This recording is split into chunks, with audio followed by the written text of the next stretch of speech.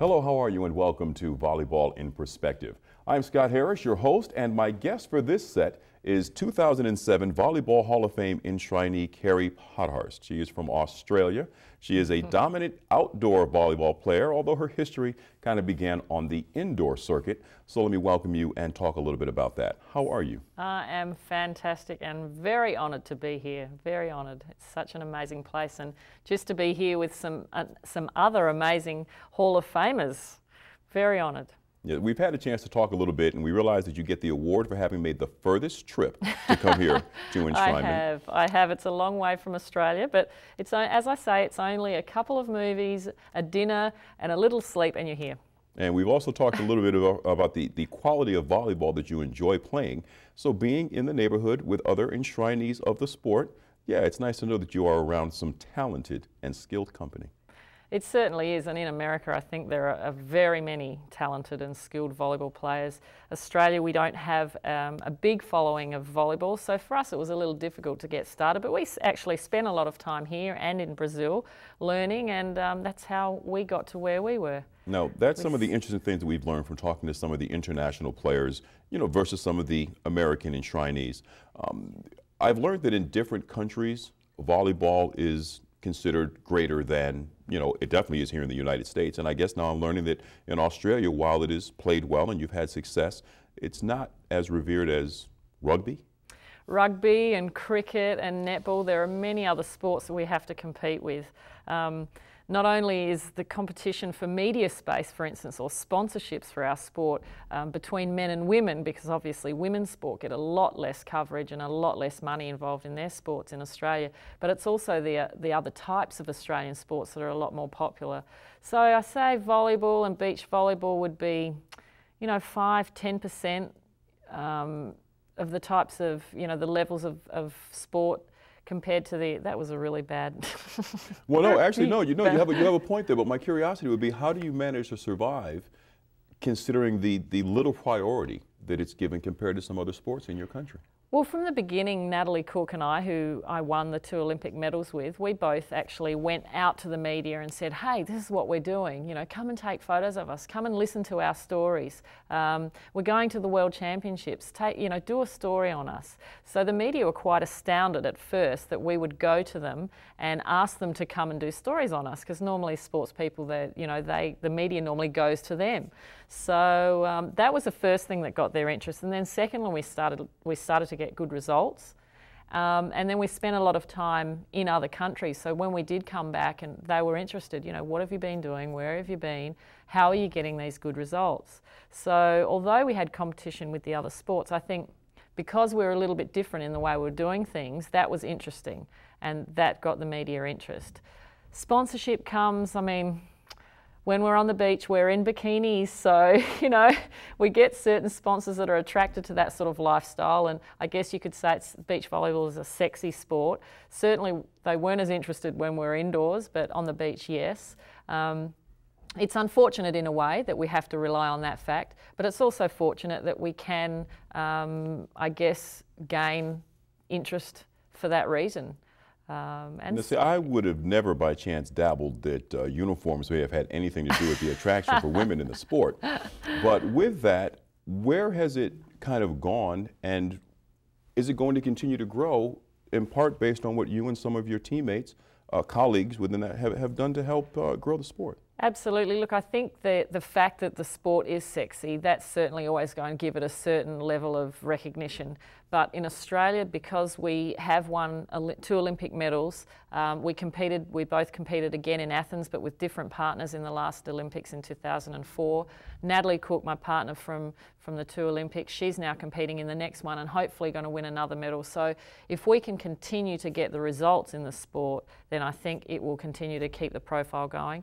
Another thing is the American promoter of the American AVP series is actually looking at buying out the Australian tour. So I think if we get somebody who's had the experience of making the tour big and professional and fantastic and exciting as it is here in America, I think that he can translate that in Australia, and we'll see big things in the future. And considering they've taken the tour to a point where they've removed it, not just on the beaches, but they'll hold it inside of sports arenas, just truck in the sand and put the nets up, and you are on. Exactly. Let's talk a bit about what it was that inspired you to become a volleyball professional, great success.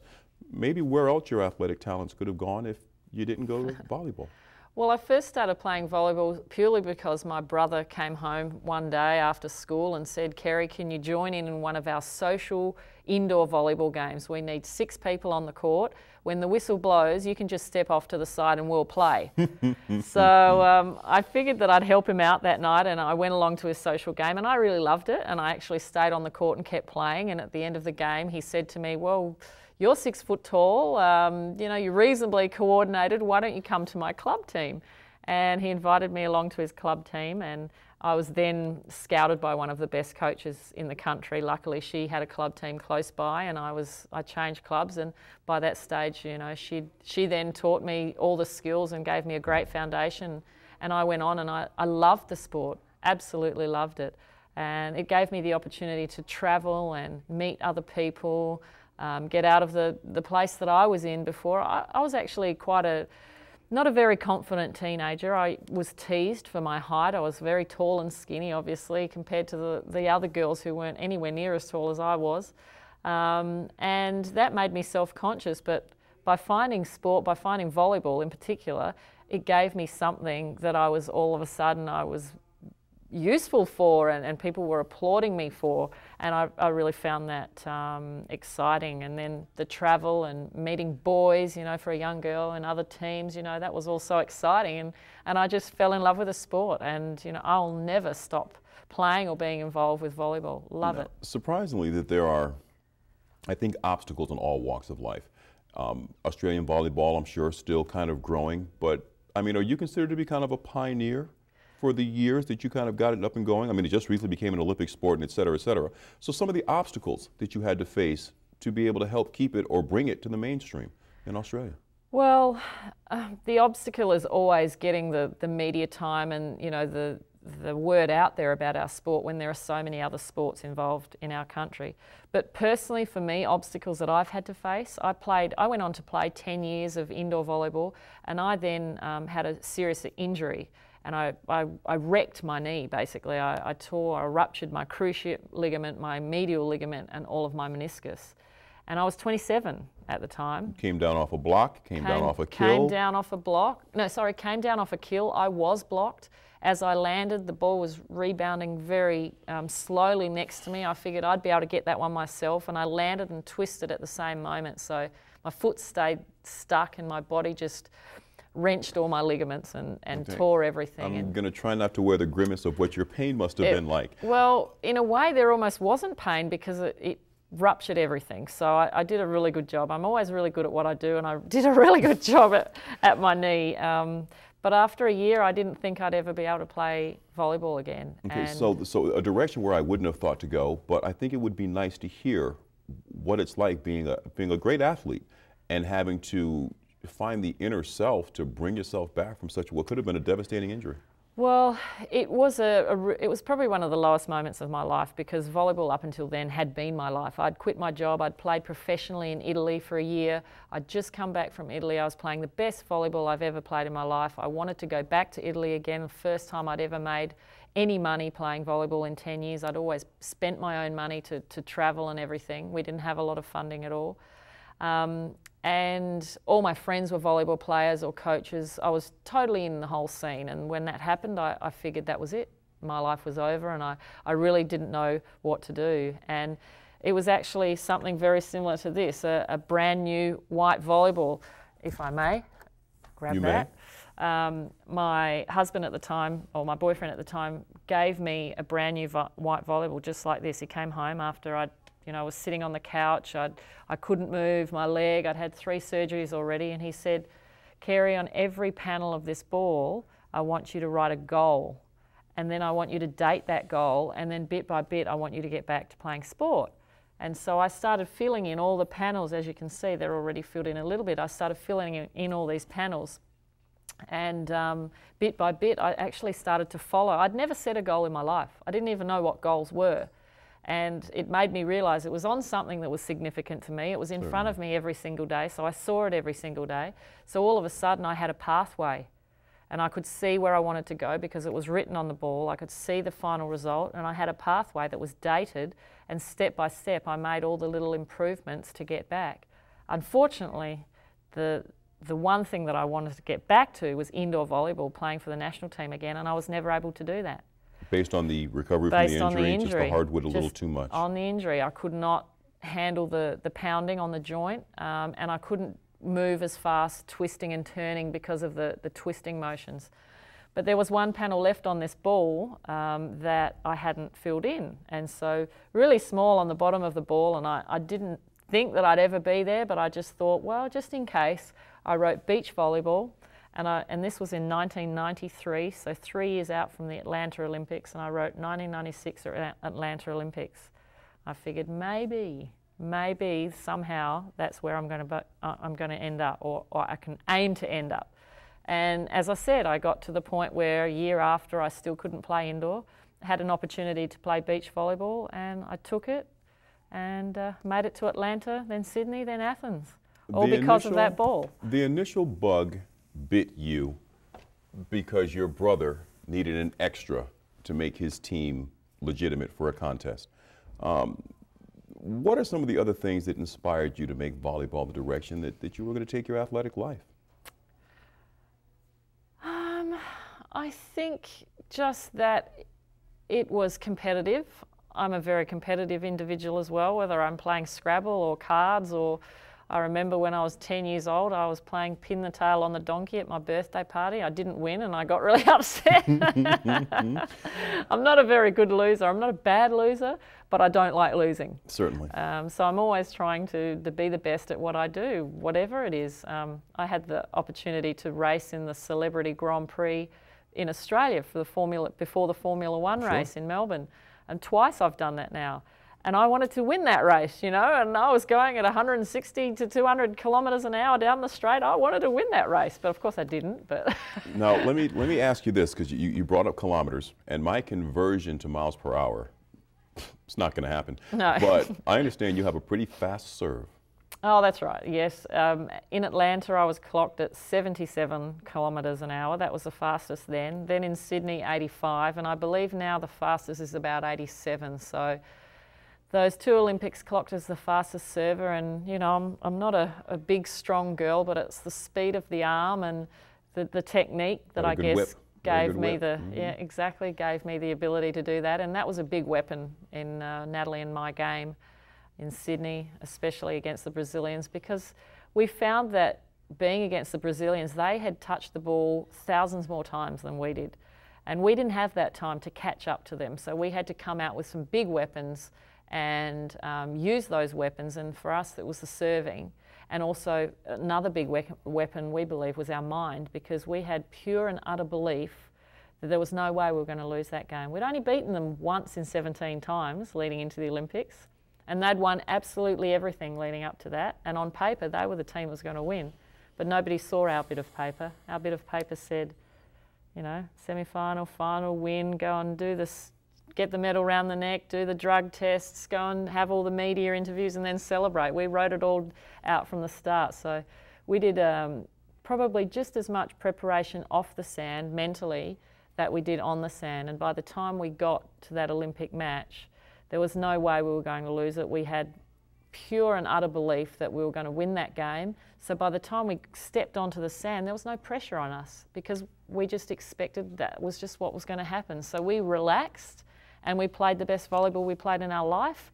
The Brazilians tightened up because they were like, what's this team doing? They're so good all of a sudden. Well, although we'd always been up the top with them, but never quite beaten them as many times as they'd beaten us. But they tightened up, we relaxed, and game over. Now see, everything that you shared there, I mean, it's opened a dozen questions. I'm not going to be able to get them all in.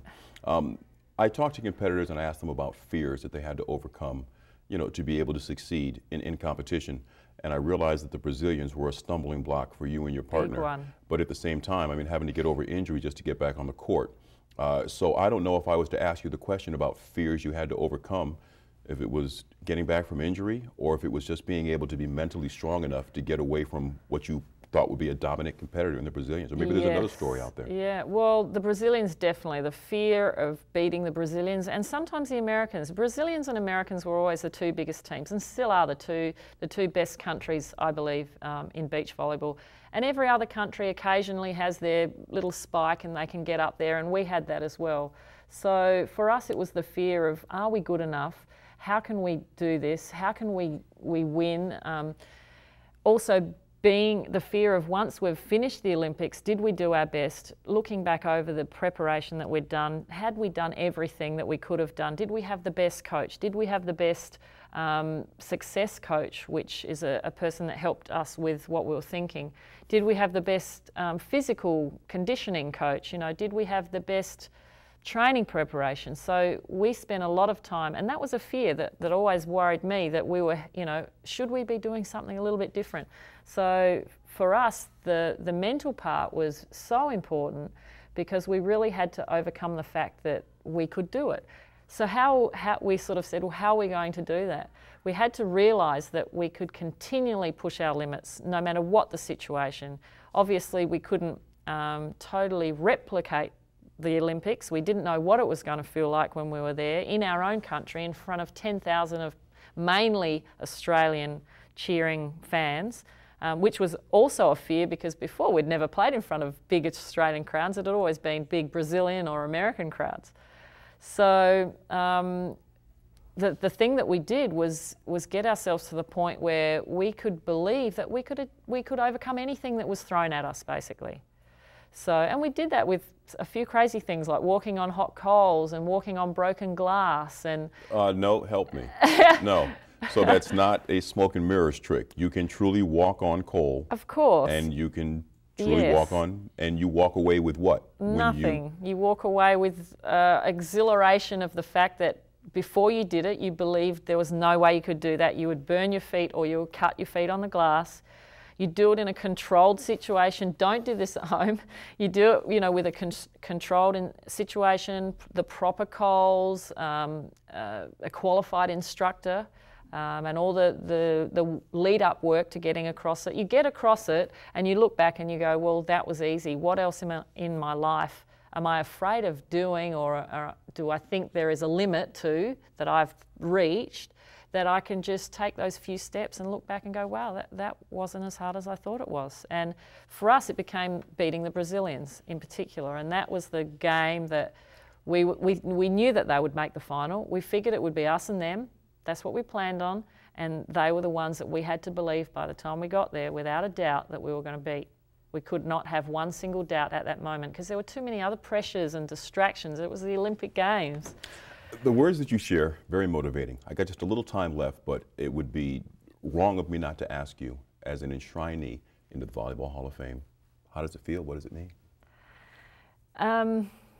It's very hard. It's very difficult to put in a few words. My whole life has been volleyball. I love the sport dearly. I love all the people involved in the sport. In every single country, I have friends all over the world. It's an amazing award to be honoured in another country and amongst such greats of the sport. And I think when I first started playing volleyball, I go back to when I was 16 years old, and I said, I love this sport. I want to be the best at this sport in my state, in my club, in my state, in my country, and in the world. I want to be the best. And I slowly was able to tick those off as I went along the way. So I guess winning this award, or being given the honour of becoming a Hall of Famer, has really sort of been the cherry on top for me. Congratulations on meeting your goals and maybe even surpassing some that you hadn't seen, and I'm sure there's still some yet to come for you. There are no limits. Congratulations to you. Thank you. Everybody, 2007 Volleyball Hall of Fame enshrinee, Kerri Pottharst.